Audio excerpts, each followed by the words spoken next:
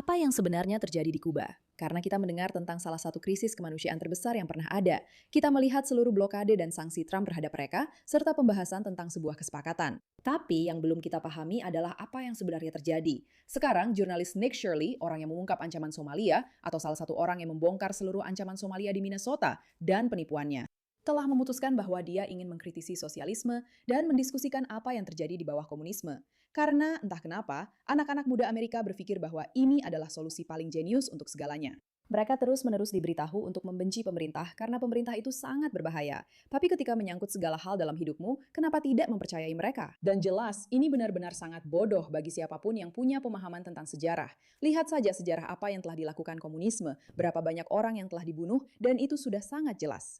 Tapi masalahnya, tidak ada informasi yang benar-benar keluar dari Kuba, dari negara-negara yang dikendalikan oleh komunisme. Itulah sebabnya Nick Shirley melakukan sesuatu yang sangat berani dengan masuk ke Kuba untuk mencoba mendokumentasikan. Tapi ceritanya agak gila karena tidak berjalan sebaik yang mungkin kamu kira. Tidak mengejutkan, pemerintah Kuba tidak terlalu senang dengan kedatangan jurnalis muda ini yang ingin mendokumentasikan apa yang sebenarnya terjadi di sana. Baiklah, tergantung. Ketika ini dirilis atau jika memang dirilis saat ini kami Sedang diberitahu oleh intelijen Kuba di sini, di Havana, Kuba. Saya datang ke sini. Saya sudah lama ingin membuat video tentang kehidupan dan komunisme, serta menunjukkan kepada orang-orang seperti apa komunisme di tempat seperti Kuba misalnya. Datang ke sini untuk membuat video ini. Dan ketika orang-orang memikirkan tentang komunisme, mereka biasanya hanya berpikir bahwa komunisme seharusnya membuat segalanya menjadi setara, baik itu jumlah uang yang dihasilkan seseorang atau bagaimana makanan didistribusikan. Dan bagaimana pasar kemudian dikendalikan oleh pemerintah. Namun, sesuatu yang tidak dipikirkan orang, termasuk saya sendiri, adalah bagaimana dalam komunisme mereka tidak memiliki kebebasan berbicara. Mereka tidak memiliki kebebasan pers. Dan karena itu, mereka ingin memastikan semua yang diposting atau tersebar di dunia tentang negara mereka sudah difilter atau disensor. Jadi di sini, di Kuba, begitu saya tiba di Kuba, saya melakukan semua yang perlu dilakukan untuk masuk ke Kuba, terkait dokumen yang diperlukan untuk masuk ke Kuba. Saat ini, ada masalah besar yang terjadi di Kuba. Krisis kemanusiaan terbesar yang mereka alami mungkin dalam 50 tahun terakhir. Dan tidak ada minyak atau gas, karena blokade setelah Trump dan Amerika Serikat mengambil alih dan menangkap Maduro. Ingat saat dia menangkap Maduro dan seluruh dunia panik? Pokoknya ini hanya pengingat bahwa orang-orang benar-benar sedang memperdebatkan saat ini. Apakah Trump akan mengumumkan kesepakatan dagang dengan Kuba? Apakah ini akan diselesaikan? Bagaimana cara penyelesaiannya? Akan seperti apa hasilnya? Kuba benar-benar bermasalah karena banyak alasan yang tidak disadari orang. Dan kamu bisa tanya Grok tentang hal ini. Tapi hubungan saat ini sangat tegang, khususnya karena Kuba sebagai negara komunis memahami dan bertindak atas nama musuh-musuh Amerika Serikat, seperti Rusia, Tiongkok, dan Iran. Dan mereka bahkan memiliki aliansi dengan kelompok teroris. Jadi bagian dari penangkapan Maduro jelas merupakan dorongan besar untuk mengubah situasi minyak. Dan kita sudah membahas itu berulang kali, betapa rumitnya cerita tentang minyak dan apa artinya hal tersebut. Tapi ini juga bagian dari misi baru untuk mengatakan bahwa orang-orang gila yang mendukung ideologi buruk ini, mereka tidak bisa dibiarkan terus seperti sekarang. Sekali lagi, ingat, Trump tidak akan berkuasa lebih lama lagi. Jadi masa pemerintahan ini benar-benar sangat singkat. Ngomong-ngomong, kalau kamu menggunakan Kalsi, pastikan untuk klik tautan Meet Your Code seperti yang sudah kamu tahu, ada di deskripsi. Tapi selain itu, sesuatu harus berubah di negara-negara yang masih hidup di tahun 2026, seolah-olah mereka masih hidup di tahun 1940-an. Dan kita semua hanya menjalani hidup kita seperti biasa, tanpa menyadari apa yang sebenarnya sedang terjadi. Bisakah kamu bayangkan datang ke pom bensin dan tidak ada lagi bensin, lalu kamu diikuti kemanapun kamu pergi seolah-olah kamu anggota KGB? Itu benar-benar gila. Jadi Venezuela tidak lagi mendukung Kuba dengan minyak atau gas apapun. Dan itu juga memengaruhi semua yang mereka miliki, baik itu makanan, lampu, pemadaman listrik di sini, atau hanya gas saja. Di sini, di Kuba, kamu hampir tidak melihat mobil yang berkeliaran, karena tidak ada yang mampu membeli bensin. 1 liter bensin harganya 10. Oke, jadi kemana aku akan pergi? Dari sini aku mau kemana? Jadi saat aku keluar di bandara, mereka menyita semua kameraku. Mereka menyita kedua GoPro-ku, kacamata metaku. Ini bukan kacamata metaku. Semua mikrofonku juga disita. Namun, Satu-satunya yang tidak mereka ambil adalah kamera iPhone-ku. Itu yang sedang kupakai untuk merekam ini sekarang. Mereka tidak mengambil kamera iPhone-ku, dan entah bagaimana mereka juga tidak menemukan mikrofon ini yang ada di bagian paling bawah ranselku. Jadi kami keluar dan mulai membuat video, bertanya kepada orang Kuba tentang kehidupan dan komunisme, menunjukkan apa yang terjadi dengan blokade, memperlihatkan semacam kemerosotan.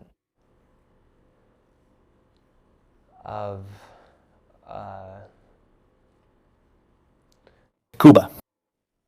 Dia terlihat sangat ketakutan. Apakah ada orang lain yang memperhatikan sesuatu? Seperti betapa tidak percaya diri dan takutnya dia terlihat, yang bukanlah Nick Shirley yang biasanya berani menghadapi orang lain. Ngomong-ngomong soal itu, gerakan jurnalis muda yang suka bersikap kasar dan menantang orang secara langsung itu benar-benar menakutkan. Tapi menyenangkan sebenarnya melihat seorang jurnalis, meskipun aku tidak setuju dengan banyak pandangan Nick Shirley tentang berbagai hal, yang benar-benar melakukan pekerjaan yang seharusnya dilakukan oleh seorang jurnalis. Maksudku, benar-benar melakukannya. Itu menyenangkan dan menyegarkan, meskipun agak menakutkan. Tunggu sebentar, kami sedang bekerja. Aku sedang berusaha mempublikasikan ini. Sekarang kami sedang merencanakan rute pelarian kami keluar dari Kuba. Jadi aku harus membalas pesan untuk mencari cara keluar dari sini. Jadi kami keluar ke jalan dan mulai merekam video ini. Kami menunjukkan kepada orang-orang seperti apa kehidupan di Kuba saat ini. Bagaimana hampir tidak ada mobil di jalanan. Bangunannya pada dasarnya runtuh. Seluruh Universitas Kuba hancur. Hampir tidak ada makanan untuk masyarakat dan kemiskinan massal sedang terjadi, serta menanyakan kepada orang-orang tentang hal-hal seperti komunisme, seperti apa kehidupan di Kuba. Jadi saat kami sedang melakukan satu wawancara di dekat rumah sakit, di mana ada antrean panjang di luar rumah sakit, karena di sini rumah sakit bahkan tidak berfungsi pada dasarnya, antrean itu sangat lama. Dan dengan rumah sakit mereka, serta pemerintah yang mengendalikan rumah sakit, itu juga memengaruhi pasokan listrik. Jadi saat ini, para ahli bedah melakukan operasi dengan senter karena tidak ada listrik di rumah sakit. Saat ini, saya berada di satu-satunya hotel di Havana yang memiliki listrik 24 jam non-stop, karena hanya hotel ini yang punya akses seperti itu. Itulah alasan saya memesan hotel ini, karena situs web mereka satu-satunya yang beroperasi 24 jam non-stop. Semua yang lain tidak. Jadi itulah alasan saya bisa mendapatkan hotel ini. Dan bagaimanapun juga, kami sedang merekam video ini. Dan ketika kami berada di dekat rumah sakit, Kami melihat ini benar-benar sangat berat. Sangat berat memikirkan berapa banyak orang yang hidup seperti ini, dan dunia seolah-olah diam saja tentang hal itu. Oh, bagaimana bisa Trump melakukan blokade?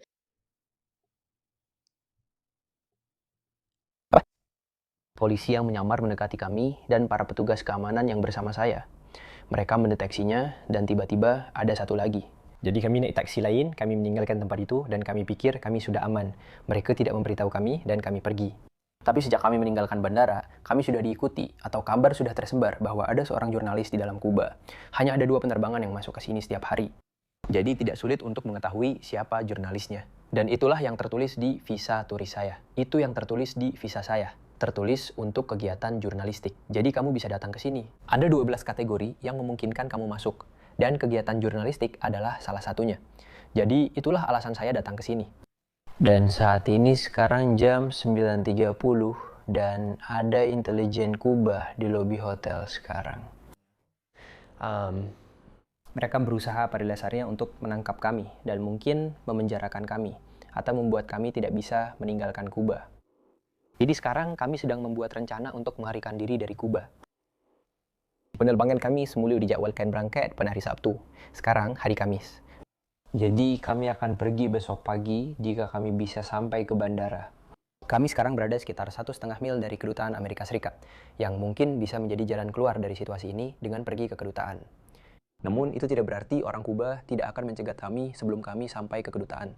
Jaraknya sekitar 1,5 mil, jadi kami harus bisa sampai ke kedutaan. Dan saat ini ada 3 orang Kuba, pada dasarnya mata-mata Kuba, di lantai bawah hotel kami sekarang. Dan kami harus mencari cara bagaimana kami akan melarikan diri.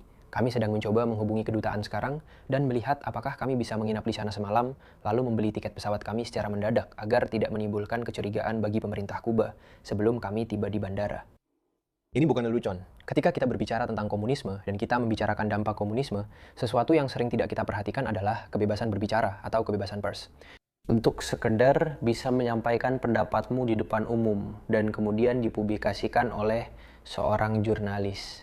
Itu saja yang saya lakukan hari ini. Hanya bertanya kepada orang-orang tentang situasi saat ini. Bertanya kepada beberapa orang tentang komunisme. Dan saat itulah semuanya benar-benar menjadi buruk. Saat itulah malam ini saya meninggalkan hotel sekitar jam 5 sebelum matahari terbenam untuk keluar. Dan idenya adalah kami akan berjalan-jalan di jalanan Kuba pada malam hari dan menunjukkan semua pemadaman listrik serta bagaimana lampu-lampu padam dan orang-orang tidak memiliki listrik di malam hari. Jadi kami sudah merencanakan untuk berjalan-jalan di jalanan setelah matahari terbenam.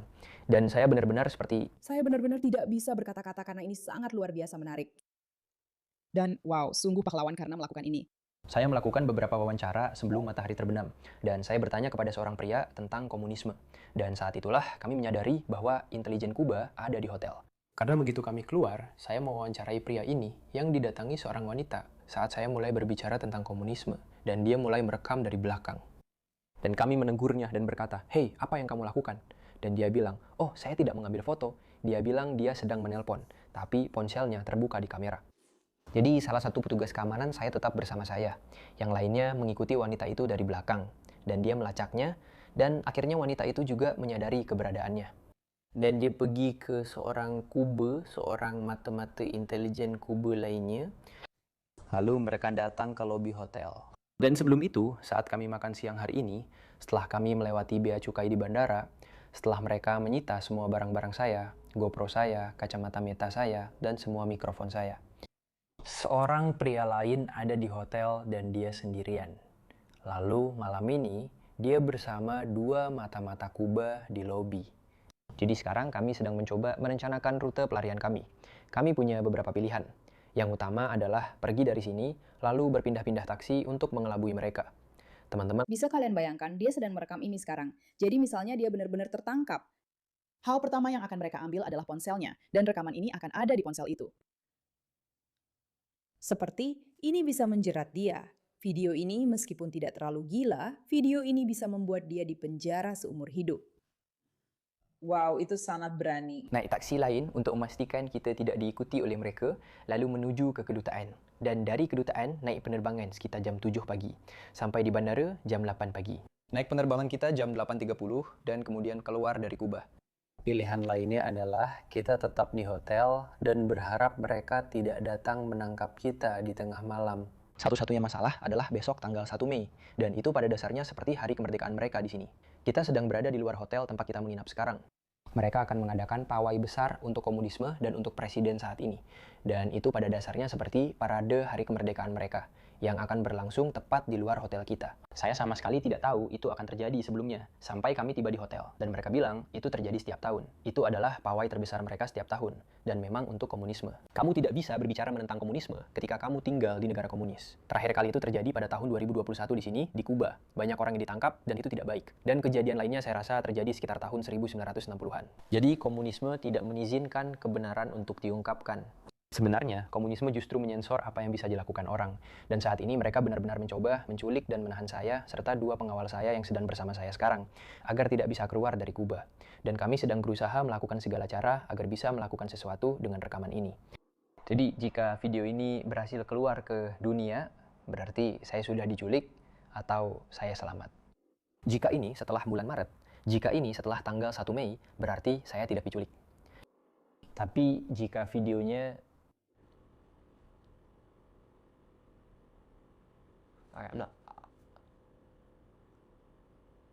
tidak akan diculik, jadi saya tidak akan mengatakan itu, tapi saya akan mengunggah video ini untuk menunjukkan kepada kalian risiko yang sedang kami hadapi saat ini. Dan kami akan keluar dari Kuba. Jika ada kemauan, pasti ada jalan. Tapi inilah yang sedang kami rencanakan dan alami sekarang, karena memang ada mata-mata Kuba di bawah kamar hotel kami. Kami sekarang berada di lantai 8. Ini mungkin situasi paling berbahaya yang pernah saya alami. Ini mungkin situasi paling berbahaya yang pernah saya alami, apalagi ketika kamu tidak punya kekuatan apa-apa di sini, pada dasarnya, karena Amerika Serikat dan Kuba memang tidak saling menyukai. Sudah ada embargo sejak tahun 1960-an di sini, di mana Amerika Serikat tidak mengizinkan bisnis lain bekerja sama dengan Kuba.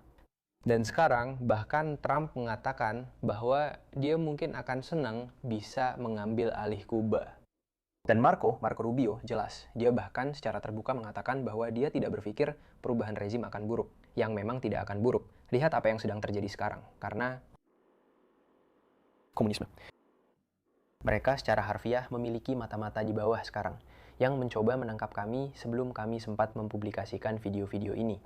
Jadi, jika saya berhasil keluar, video ini akan tayang. Jika tidak, kemungkinan besar saya berada di dalam sel penjara, yang sangat saya harapkan bukan itu yang terjadi. Opsi ketiga adalah entah bagaimana kami berhasil sampai ke kedutaan, lalu kami mendapatkan jet pribadi, dan kami bisa keluar dari sini. Opsi lainnya adalah mencuri perahu dan membawanya sampai ke penjaga pantai, lalu menyerahkan diri ke penjaga pantai Amerika Serikat dan masuk ke Amerika Serikat. Jadi itulah pilihan-pilihan yang kami miliki saat ini. Ada seseorang di luar, bahkan di jalan, di dalam kendaraan berwarna gelap, sedang mengawasi kami saat kami berada di kamar hotel. Dan sekarang kami sedang mencoba mencari tahu apa yang harus dilakukan. Pokoknya itulah situasi saat ini. Saat ini saya mungkin akan diculik di sini, di Kuba. Saya berharap itu tidak terjadi, tapi saya rasa kalian harus tahu persis apa yang sedang terjadi dan risiko yang kami ambil. Oke, ini gila. Sekarang aku kira dia sudah berhasil keluar. Aku hampir saja disandra. Kuba, aku pergi ke Kuba untuk mendokumentasikan krisis kemanusiaan dan menunjukkan kehidupan di bawah 60 tahun komunisme. Begitu saya mendarat, mereka menyita semua kamera saya di bawah komunisme. Tidak ada kebebasan berbicara. Itulah kondisi kita sekarang, teman-teman. Sungguh cerita yang benar-benar gila. Dan membayangkan bahwa inilah kenyataan yang terjadi tepat di sebelah Amerika Serikat bagi begitu banyak orang. Memang ada perubahan yang harus terjadi di dunia ini, tahu kan? Ada perubahan yang harus terjadi. Semakin sering saya mendengar cerita-cerita seperti ini, semakin saya belajar tentang hal-hal tersebut, saya semakin benar-benar tercengang. Flavaga menatakan beberapa hal. Pertama, betapa banyak energi yang kita habiskan hanya untuk fokus dan kesal pada hal-hal yang salah. Bagi saya itu selalu terasa gila. Kedua, bahwa kita tidak bisa melakukan lebih banyak untuk membantu. Itu juga membuat saya terkejut. Kita sudah di tahun 2026, seharusnya kita bisa melakukan sesuatu. Dan cerita-cerita seperti ini sangat berarti, karena hal seperti inilah yang menciptakan kesadaran. Jauh lebih banyak orang sekarang tahu apa yang terjadi di Kuba. Ya ampun, saya harap semua orang di sana akan aman, dan saya berharap sesuatu yang baik segera terjadi. Terima kasih atas perhatianmu terhadap hal ini, Mansa.